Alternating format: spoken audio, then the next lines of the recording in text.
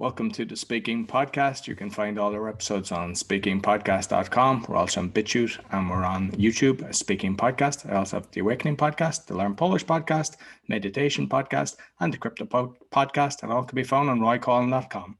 Today, please welcome my guest, Master Student. Thank you so much for having me. It's a pleasure to be here. So, you might tell people, who is the Master? Yes, so I am your humble brother. Actually, my government name is William Bowers. That's what my mom and dad call me. Well, actually, they call me Bill, but I go by the Master Student on the internet, YouTube, Facebook, Instagram. The Master Student. Okay. And when you say the government name, is that kind of because you've realized of like that they're using when you were your birth certificate and the ID that you've got from that they're trading on that? Is that something that you're aware through common law? Yes, that's absolutely it. That's what I go by on my social security card and birth certificate and so on. Brilliant. It's actually rare to come across somebody that understands that, but that's good to know. Brilliant. So I always like to know the speaker's journey. So I know you've got an interesting story, so you might let people know your journey. Yeah, absolutely. Thank you so much. So that was the whole reason I reached out to you. I found what you do to be very fitting. Peanut butter and jelly, that's what we eat here in America. We just go together well because my story was a little bit odd, a little bit unique, something you wouldn't expect. So right now, I am an online speaker. I have a following of a little bit less than 100,000. I have a very unique way of communicating. Here in America, because I am in the United States, here in America, the last president that we had of high rapport was Barack Obama. I'm not a fan of him, but I digress. So the reason he became president was because of his oratory skills. A lot of people called him the great communicator. So someone like myself could be modeled after him very easily in that perspective. However, I'll say this. When I started out, I was in SLD school. In America, that's an acronym for slow learning disability. And it wasn't kind of slow learning disability. I rode the short bus. I don't know if y'all have the short bus out there, but the children who have mental problems, they don't ride the regular bus with the other children. They ride a bus that's kind of compact. And I wasn't in a classroom. We were sequestered to a trailer in the back of the school. We were ostracized, if I could even throw a $2 word out there, to the trailer in the back of the school. We ate lunch away from the other children. It was only like 3 of us in the class. Really, I didn't like it. It was a really bad experience. And the only reason I was there, I'm conscious of why I was there. I had a stuttering problem. I suffered from low self-esteem. I wasn't confident. It was tough. Now, where I'm at now, I have an ego. And the reason, we'll get into that later because I have disdain for the English language at this point. I'm here in America. I'm not from England. So bear with me if I struggle with the language. That's basically my defense. So I struggle with the language so badly that they said I had a learning disability, and it really stigmatized me, and I felt it. And at some point, I was very matter of fact about it. It was like, hey, well, I'm slow, bear with me. And I just wore it on my sleeve. So from 5th grade, so this was from and I failed first grade. So someone who had that type of beginning, I personally wouldn't expect them to end up where I'm at now. So when I saw that your podcast was catering to people like myself, I'm like, wow, I'd love to share my story. It's kind of an underdog story. I hate the way they do these things because, by separating the students, one, it encourages bullying because it's like them and us. And if anything, you need to raise each other up. It's like a football team. If you've got the worst player, you just throw them and you just keep them to the side. How are they supposed to get better? How are they supposed to connect with people? And shame on the education system. And unfortunately, it's not it. Like, I'm not sure what way it is now in Ireland, but we didn't have that. But I'm seeing that it's just worse and worse that it's getting. The whole education system around the world is intentional to dumb down people. They want to control people. They want them to have a job for life, unfortunately. But a lot of people are after waking up to this and they're saying no more. You know, it's not right to do this to people. Well, you know, at this point in my life, I have a unique perspective. And I'll say this, just playing both sides of the fence, devil's advocate, if you will. So I really got a real big push. So I evolved or elevated or, you know, grew past SLD, and I became a normal kid finally from, let's say, the later part of middle school all the way up to high school, into college, regular story. I didn't really blossom until the internet came. And that's when I really had a passion for reading. Something about just the paper books versus the virtual, it was just different. So I guess you know, but nonetheless, so I just started reading vehemently, just consistently. And that's what really changed my situation on the internet. I was able to, it was Wikipedia. I just started reading a lot of articles, and I understand Wikipedia has flaws to it, and I just took it good, bad, and indifferent. So now, because I'm somewhat partially self-educated, I understand, and I tell my children, I say, you know, it's nobody's responsibility. I'm sorry, your education is no one's responsibility but your own. You must make sure, and you know, even the concept of graduating, I don't like that concept. You know, oh, I've graduated, I'm done with school, I'm done learning. Hold on. That's not the reality. I don't want you to, you know, graduation can be misinterpreted along those lines. So as someone who has been self-educated, I am optimistic. I look at the glass as half full. What they gave me, technically, was free. And with that said, I accept it all. I don't have any negative feelings against the teachers I had, because the reality is they, you know, here in America, the education system was created by J.D. Rockefeller, John D. Rockefeller, oil baron, robber baron, monopolist, so on and so forth. I don't like the elites. He is almost the epitome of the elites, but you know, he's definitely up there, the world's first billionaire or something like that. So now he created the education system, and one of his famous quotes was, "I'd rather have a nation of workers than a nation of thinkers." So I understand the flaws and the intentions of the system, but I wanted to look on the brighter side and say, I appreciate what they gave me. I made as much as I could of it, and ultimately it was my responsibility, and I took responsibility for my education.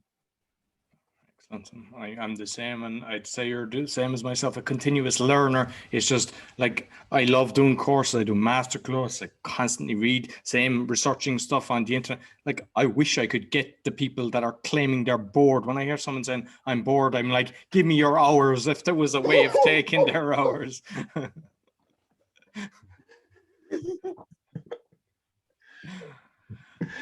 Exactly. I'm with you 1,000,000%.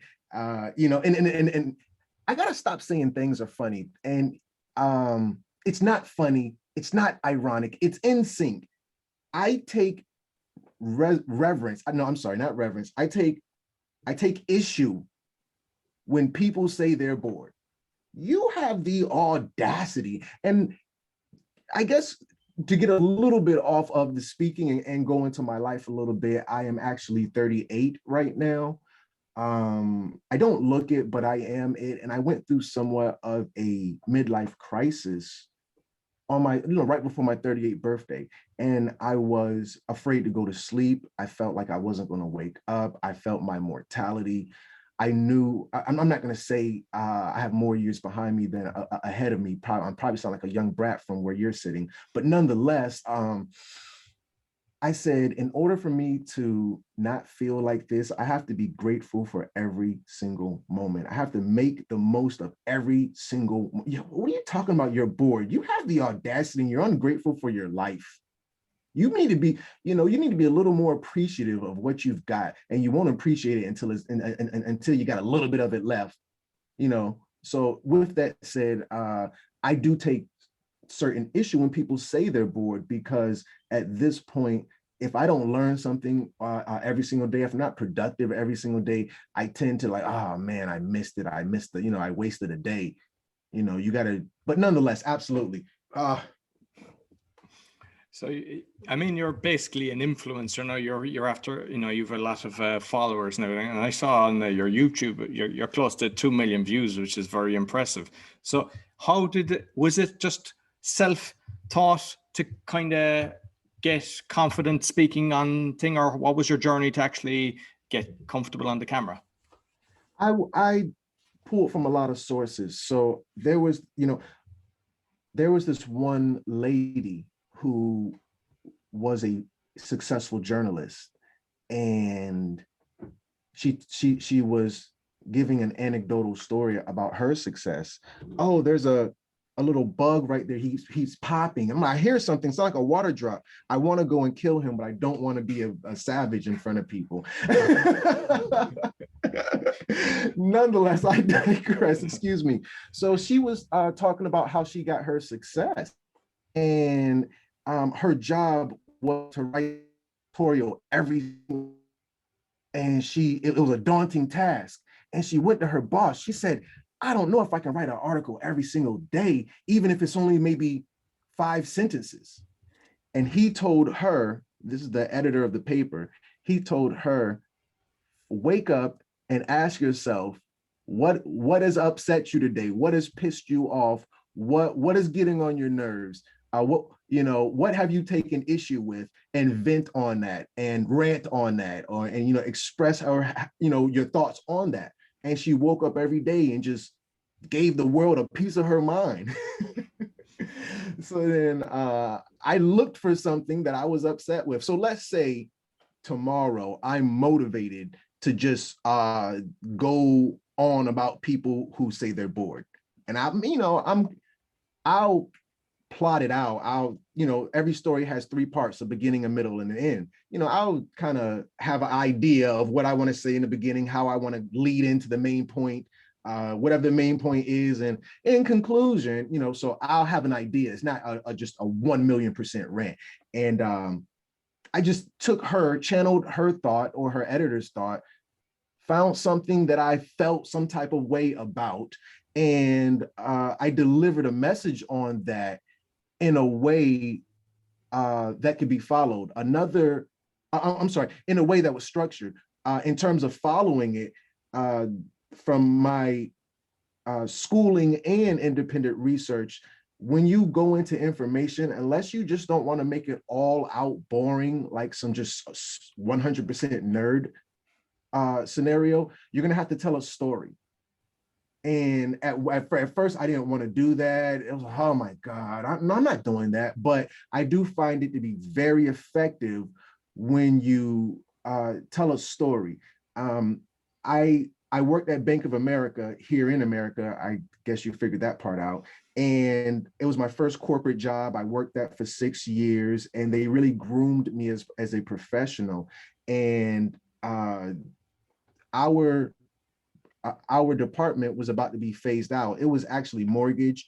Bank of America just had an acquisition of Countrywide. This is all back in 2008. It was the big stuff here in America. They called it anyway. So at that time, we knew we were about to be laid off, furloughed, or what have you. And we were going through interview techniques, how to interview, what the interview is going to do, and say, so on and so forth. So one of the things at the bank is when you're interviewed, your interviewer is going to say, tell me a time when, and it'll always be, so you got to go in there with a story already ready. Tell me a time when you've had to struggle with integrity on the job. All right, well, one time, and this is all made up, it's not real, it's just my story that I got prepared for you if you ask me a certain question. When I've struggled with integrity, I struggled with integrity at the job when I had to get off at 5. I was done all of my work by 4:45, and I wanted to either stay busy or I had the option to, I'm sorry, not stay busy, but be productive, do the right thing, because you're paying me for that time. And I didn't want to, get off early or BS for those 15 minutes, what have you. And I chose to do the right thing. And these are just scenarios, but it's effective communication, it's storytelling, it's selling an idea, selling yourself. One more, and then I'll finish my thought. I did this, well, someone told me, I can't remember who it was, but someone said, it doesn't matter what you're selling, whether that be a Ferrari or a piece of trash or whatever the case may be. People are not buying the thing, they're buying you. You have to sell yourself. So I found something to be passionate about. I've put it in a particular order, and I realized it wasn't about even that thing, it was me just selling myself. That's how I did it. Excellent. And I think that's a very good point with the interview, because they're going to ask you something, when you've done something above and beyond, and also something adversity. And people don't go in there going, I mean, if you go in there and you're prepared and you go, who's going to get the job? The guy just thought about it and goes, bam. Yeah, so brilliant. Yeah. And did you do Toastmasters as well? Have you been involved in Toastmasters?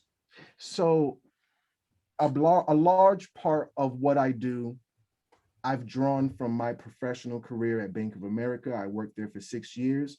I got 7 promotions. You can do the math. That's 1 every year. And 1 year I got it twice. They just really, well, okay. So it was time for me to get a promotion. And they said, okay, to get the promotion, you've got to join an affinity group. So me, with my limited education, I never heard the word affinity. I said, you mean infinity? Like, no, affinity or affinity with the letter A. So an affinity is something you have a natural liking to, something you gravitate to, something that attracts you, something you enjoy. So I looked at the list of affinity groups, and one was Toastmasters. And I said, I'm trying to make heads or tails. Like, some of them are pretty straightforward. Like, okay, I know what that is. We all want to save the orca whales. But Toastmasters, what's that? So I asked this thing is going, oh my God, as soon as we get done this podcast, he's done for. So basically, if you start screaming, the people will know what's happened. The bug has come at you. So I asked my boss, I said, what's Toastmasters? She said, oh, it's an affinity group where you go and you learn how to speak well, not speak better, speak well. I'm like, okay, all right, I'm gonna learn to speak well. And when I was young, I had the stuttering thing, but that's all I knew. Hey, I stutter. So at Toastmasters, you just speak about something for, let's say, let's say 1 to 3 minutes. Nothing extravagant, nothing long, just something simple. And you're gonna have a panel of 3 people, and each person is looking for when you do a certain thing. And when you're done speaking, they're going to tell you how many times you did it. The things are going to be like using the word like. You can't say like. You can't say you have to speak, you have to communicate, say what you're thinking, be clear about it. And there were some other metrics they had. I can't remember them all, but every week you just have to speak, or maybe once a month, or whatever the case may be. But you had to pay dues, you had to be committed to it. And it was just mind-blowing for me. I had never joined anything or done anything like that prior to that. And it really developed me to be mindful as a speaker, to be cognitive of what I'm saying, to communicate a certain way. There's styles of communication, there's rhetoric, I want to be persuasive, so on and so forth. I think one of the ones they had was using your hands too much. You can't, like, all right, can you put your hands down and speak? Like, oh my God, I've never done that before. So Toastmasters is awesome. I would recommend it. I endorse it. I'm no longer in it, but I would go back to it. Absolutely. No, I agree. I think it's fantastic. It's helped me thoroughly. Like, so it's yeah, and it's the other thing as well, is you get to meet fantastic people. I mean, I didn't go into it thinking that, but I have amazing friends from it. So everyone's supportive, but then you have a social scene as well, and it's fantastic to be surrounded by people, that you just connect with. Network, that was another part of it. The bank taught me to network. And I never networked before. I was a fledgling in my professional tenure or career. And that was my first networking organization where people who I would have never gotten in contact with, I would have never had a conversation with, I would have never been in the same room with otherwise. Very strong networking there. And people who just really are passionate about helping. I got to be honest with you, anybody who joins Toastmasters really, it's one of those niche things that's very nerdy. Nobody's going to be there unless you're not going to collect stamps if you really don't like stamps. You got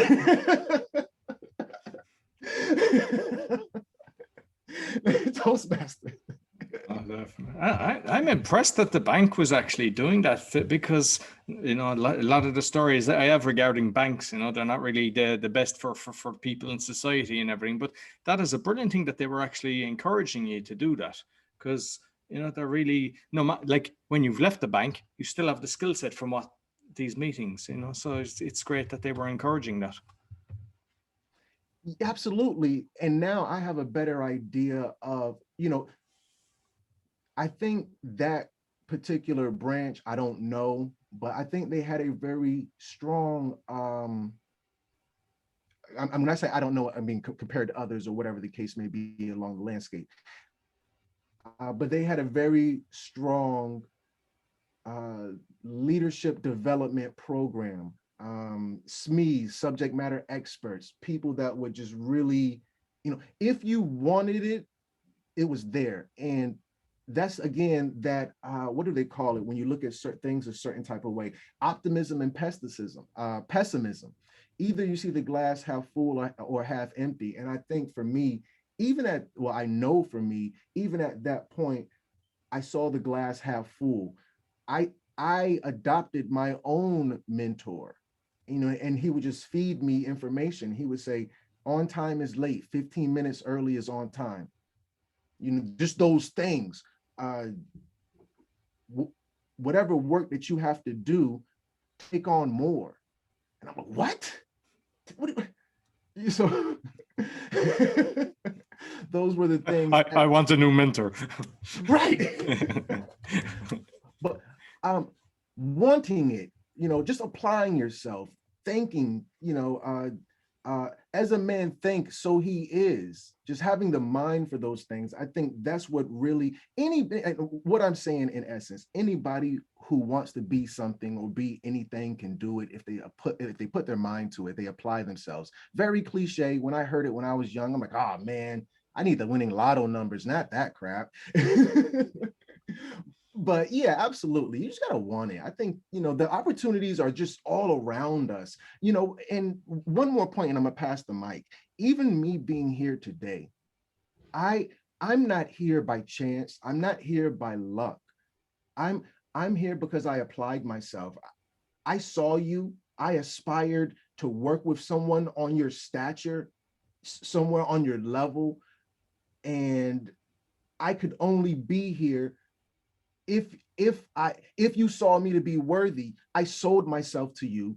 You bought it, and not in a bad way. I think the exchange. No, perfect. Yeah, exactly. Yeah, no, and you're dead right. Because I mean, like a lot of people, they're afraid or whatever. Like you reached out, you had a professional profile and everything, and I was able to see the whole lot. I know I have a kind of checklist, and you done it exactly perfect. So I was looking forward to it, and it makes it easier for me as well then, because the fact that you actually respond exactly that I like, it allows me to prepare for the interview instead of, like, for example, I ask, if somebody has a video or whatever, I say, which video should I watch?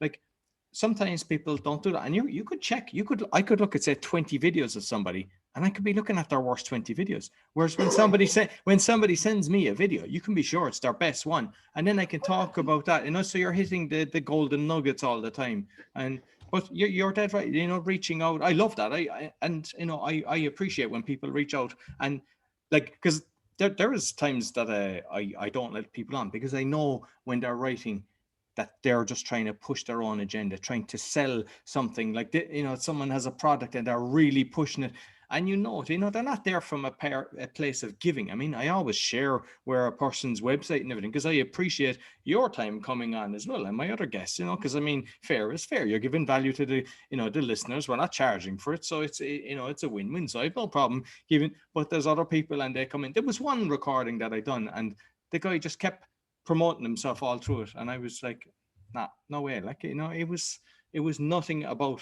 the listeners. It was all about me, buy my product, buy my product. And I was, so yeah. But what you're basically saying is, you reach out and you will get it. Don't just sit there and start praying or whatever your beliefs are, because you think it's going to come to you. No, like the lottery, give me the lottery number. No, you have to play the lottery if you want to win, which I don't encourage, because it's gambling. But you have to reach out and do it. And when you actually apply yourself, like, you were on about that, you've done all the stuff with the thing. I remember when I worked for maybe 12, 13 years in Ireland for companies, and I just done loads of courses because they were paying for it. And I couldn't understand why the rest of the people were not doing it. They were doing nothing. I was like, hey, this is great. I'm just opening doors, more qualifications, and just because I was enjoying as well. I was improving my skill set, and people just wanted to cruise. So it's there, as you say, there is opportunities there. And sometimes go up to your boss and ask him, say, listen, I'd love to, get to the next level. What can I do? Sure, they're delighted. Do you think they're going to actually be, thinking you're going to be a threat to them? If you can be brilliant, there's a good chance they'll actually move up the ladder as well. And, he'll take you to the next step. So it's worth actually doing it. So I know you, Yeah. do you do events? Because I read something that you were, is it workshops or events that you were doing for like about 5 years? Yeah, I've been on tour. I've gone on several tours. I have gone on podcast tour. I've done project marketing and project management independently while I was working at Bank of America. Not saying they pushed me there, but they encouraged me to step out, to be independent, entrepreneurial, give back to the community. So the first thing I did was something called the Sankofa Business Network. The Sankofa Business Network was where Black businesses here in America would meet every 30 days, just talk about the businesses, encourage each other to patronize each other's business. And I think I had a turnout of about, let's say, to be humble, on a 15 to 45 at the largest. And I did that every 30 days. And that was the start of me just getting out there, getting in front of people, getting comfortable with organizing, leading, selling something, to say, hey, I can do it, I can reproduce it, and I can be consistent with it. Consistency just plays a major part in success. I think it was Baron Rothschild who said, when there's blood in the streets, buy, even if it's your own. Consistency is just so important. So after I did the Sankofa Business Network, I didn't really find that fulfilling. It didn't give me what I was looking for. I was giving more to people than they were giving to me. And I was doing editing. So I would be giving them like maybe $150 worth of edited material, maybe $75 worth of edited material, but there was a price value on it, and I gave it to them for free. They squandered that. It drained me. I moved on. I created Crumb TV. During that time, I started touring the country. I did my first viral video called Black Panther Decoded. The movie Black Panther, it just had such a huge wave of energy here in America, and I rode that wave. So I did events based after that big push. I was already out there, but that video really gave me the push to say, you know what, you can go to the next level. So I did.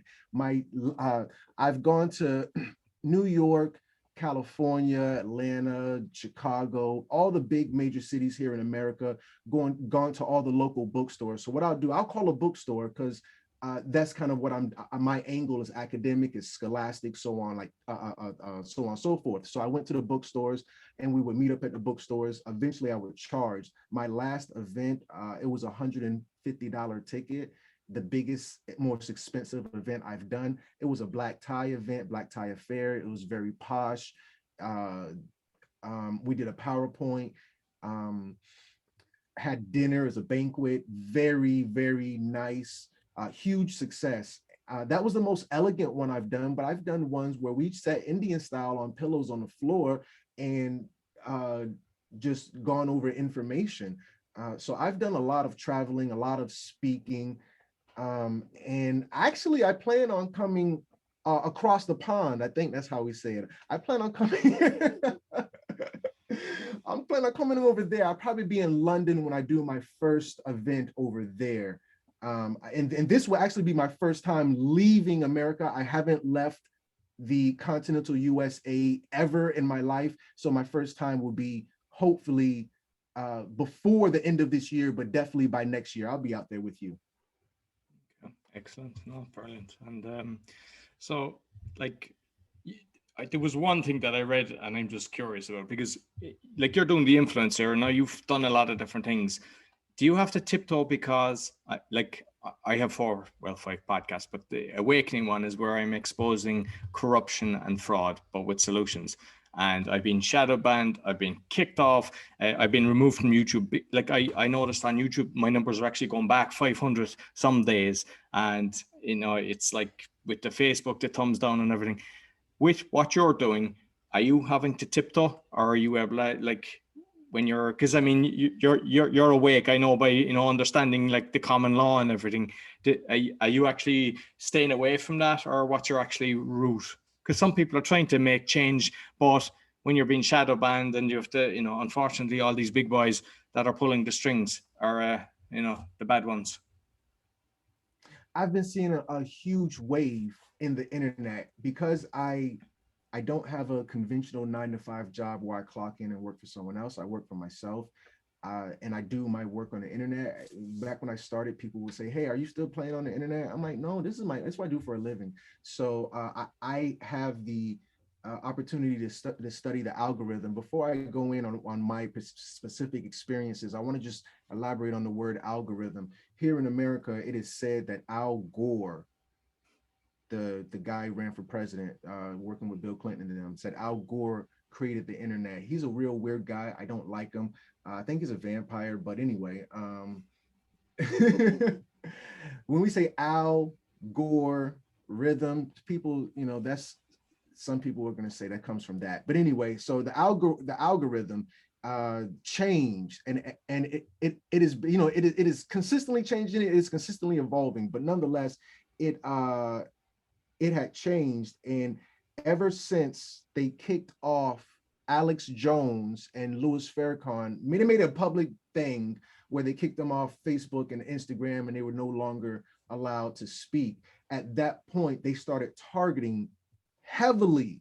You know, there was no such thing as shadow banning prior to them kicking off Farrakhan and Alex Jones. After they kick off Farrakhan and Alex Jones, they create, or the algorithm evolves to target people who are hashtag truthers, woke, conspiracy theorists is another one, which is an oxymoron. I digress. Tinfoil hat people. You know, you can't say, and, you know, fact checkers came into play along with shadow banning, and, you know, the internet just got weird. I remember doing the whole Bin Laden thing, which I believe was smoke and mirrors, but Bin Laden was able to show you a beheading on Facebook.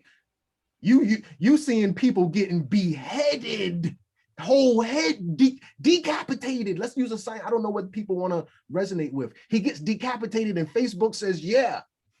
But if you show, back when Alex Jones was the first one to talk about the Jeffrey Epstein thing, hey, there's this rich guy having sex with children on this island, and fact check. So, I have been shadow banned. I abandoned my Instagram.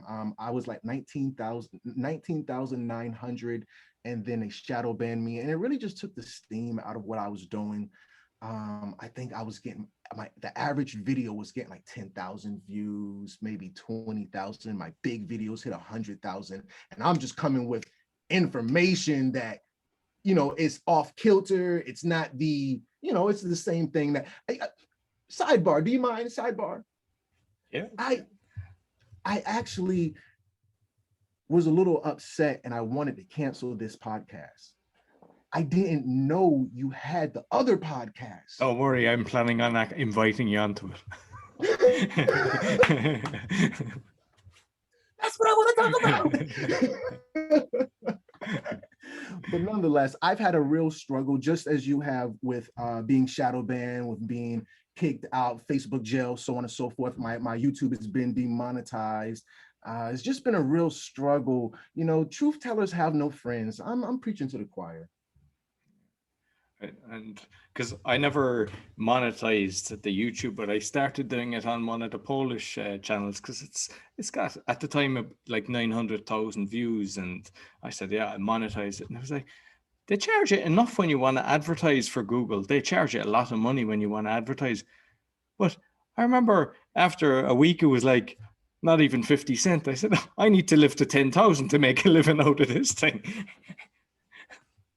I think people think you can make a fortune from YouTube, but yeah, I don't even think they're giving, it's not even 5% of the money that they're putting in the ad that they're getting, which is strange. Like, it's like they're putting a few ads on your thing. There's ads at the side, there's ads on the, little pop-ups, and then sometimes the pre-roll. And yeah, something happened recently and it turned off, and I just said, yeah, I'm not even going to bother doing this. It's like, because they do all pre-checks before you actually do it as well when you hit the monetize button. So instead of just uploading play, because it's all about, especially when you're doing a lot of platforms, it's all about speed.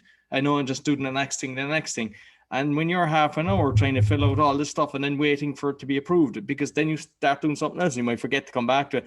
It takes the sweetness out of it. And for pennies, you need to be thinking about it. Yeah, seriously. I had a business page. I still have it, but it's been restricted. But I think I was getting at the most, just to be transparent, it's not anymore, but I was getting $1,000 from Facebook. I was getting a little bit less than $1,000 from YouTube.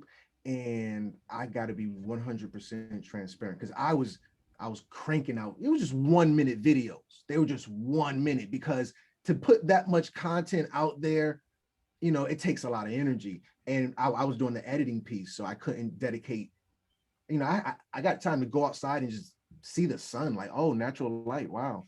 What is that? But, just 1 minute videos, and they were just doing numbers. So I was getting paid off handsomely. And I was almost at the point where I said, you know what? I'm going to switch. They're paying me so much money. I'm going to switch. I'm going to stop saying this controversial stuff. I'm going to stop trying to wake people up. I'm going to go with maybe comedy or something light to where I can get paid and not whatever. And then they took it away from me. And if you never had it, whatever, but that money started getting good and they took it away, and I'm like, so I was doing okay. Honestly, I was doing very, very well. But that's what also encouraged me to, YouTube had incorporated a super chat feature, and they were, at the algorithm at one point in time, there was no live. There was no such thing as live. This is the time when Google bought YouTube, and then we saw a lot of changes happen. And then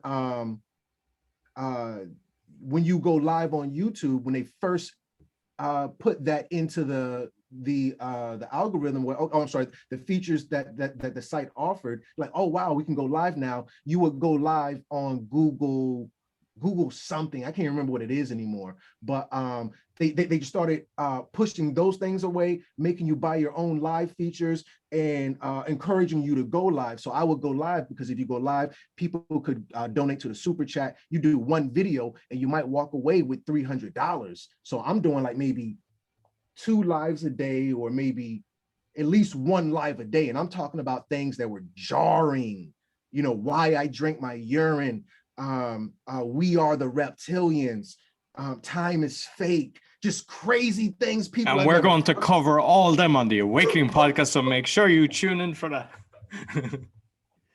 But absolutely, that was my piece on, you know, my experiences with the algorithm, with the money, with the restrictions. I think that's one of the reasons why, because there's a lot of kind of influencers, and I mean, some of the influencers, you know, they've got unbelievable numbers, you know, like the billions, and I think that's why they say nothing about what's going on and try to wake people up, because they don't want to rock the boat with their income. And I mean, it's kind of understandable as well, because, you know, if you're making, you know, 10K a month or 50K a month, or even a lot more, some are making a lot more.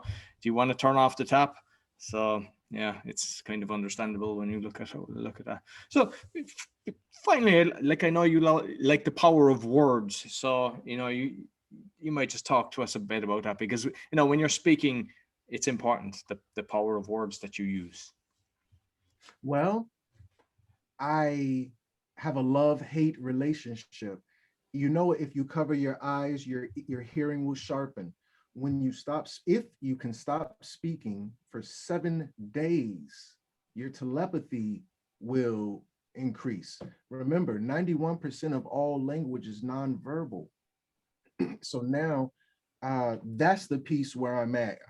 In addition to that, we speak a bastardized language. The roof of the mouth is ridged. The tongue is supposed to roll across the roof of the mouth. Why is this? Because the brain sits on the floor of the brain is the roof of the mouth. So what's happening downstairs is going to affect what's happening upstairs. So now when you have these languages where the R is going to roll, this is going to stimulate the brain. The English language doesn't have that type of, it's tonally dead.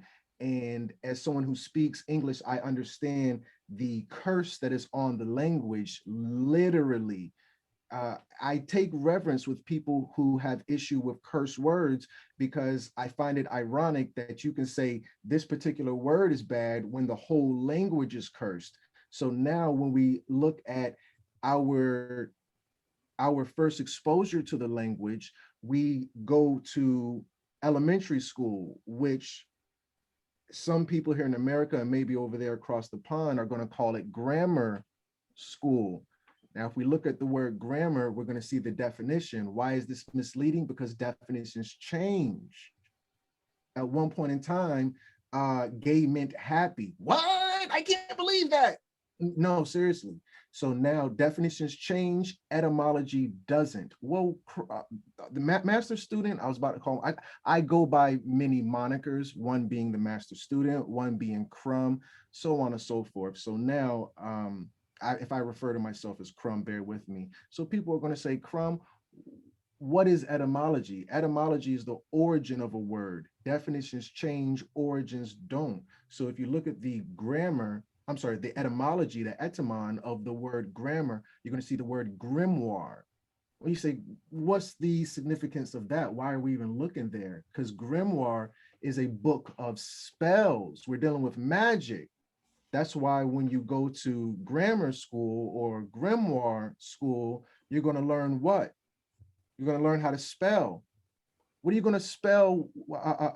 When you spell, you're going to write, not W-R, R-I-T-E, rite, Masonic rite. These are rituals. That's the rite. You're going to spell. You're going to cast a spell. You're going to write, and you're going to do it all with a pencil. Brother, what is the shape of a pencil? Do you know?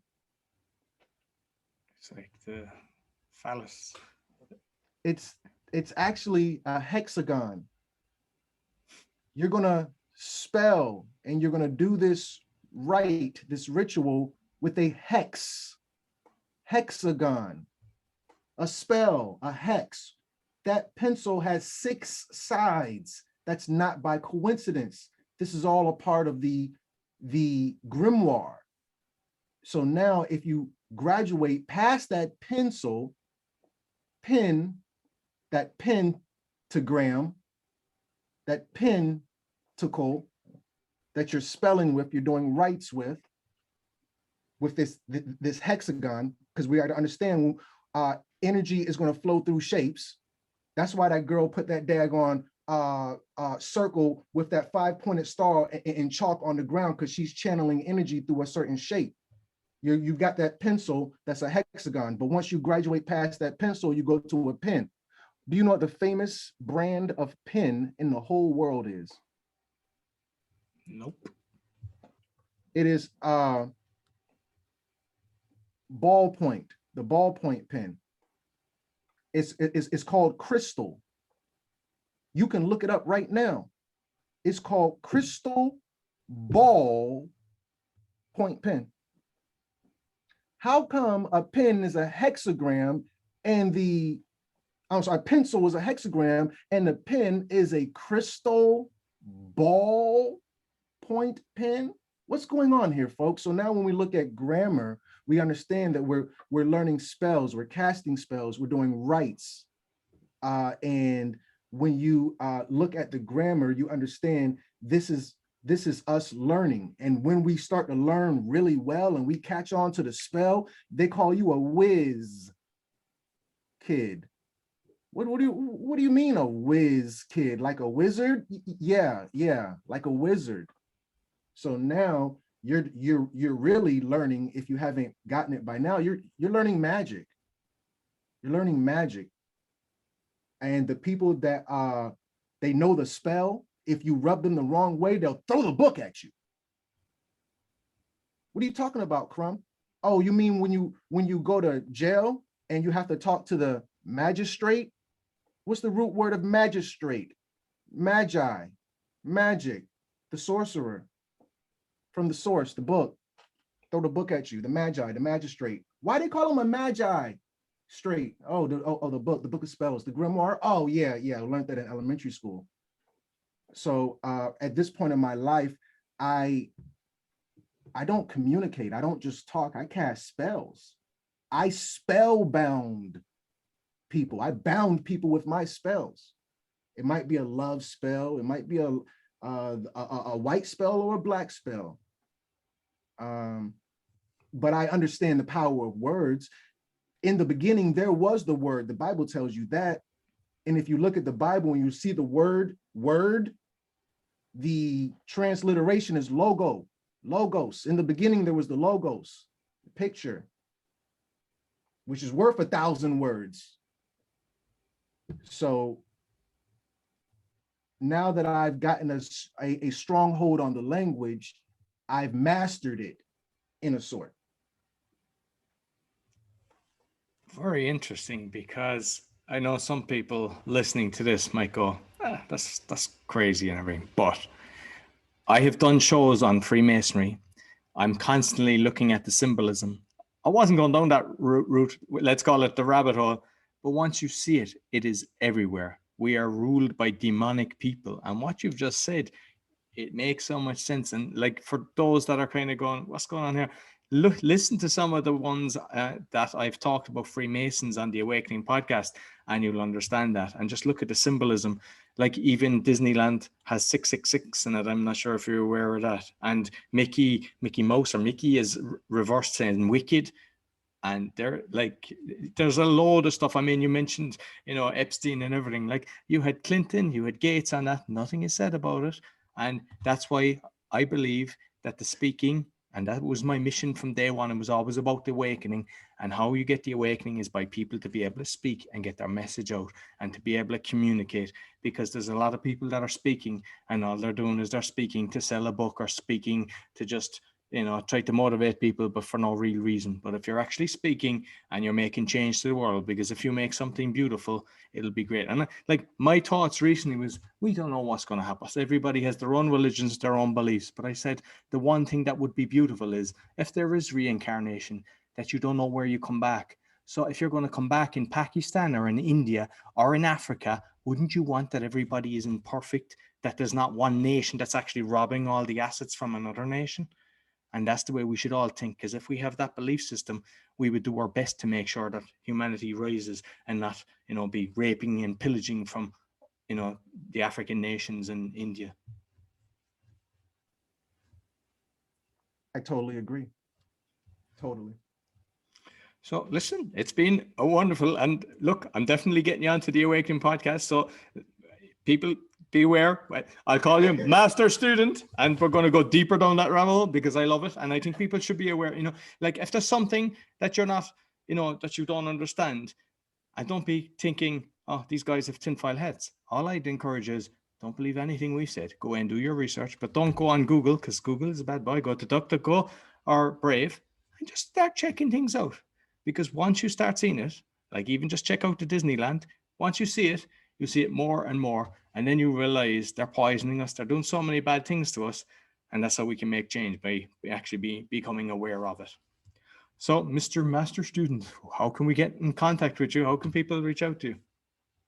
Absolutely. So I actually have a website, and this is, I think, the first time. Every time I feature, I always forget, like, oh yeah, I got a website. So my website is crumbtv.info. And not to get off that, I got to promote myself somewhere along the line, but it's so important to get the website because they're kicking me off Facebook, they kick me off YouTube, and oh my God. So yeah, go to the website, crumbtv.info.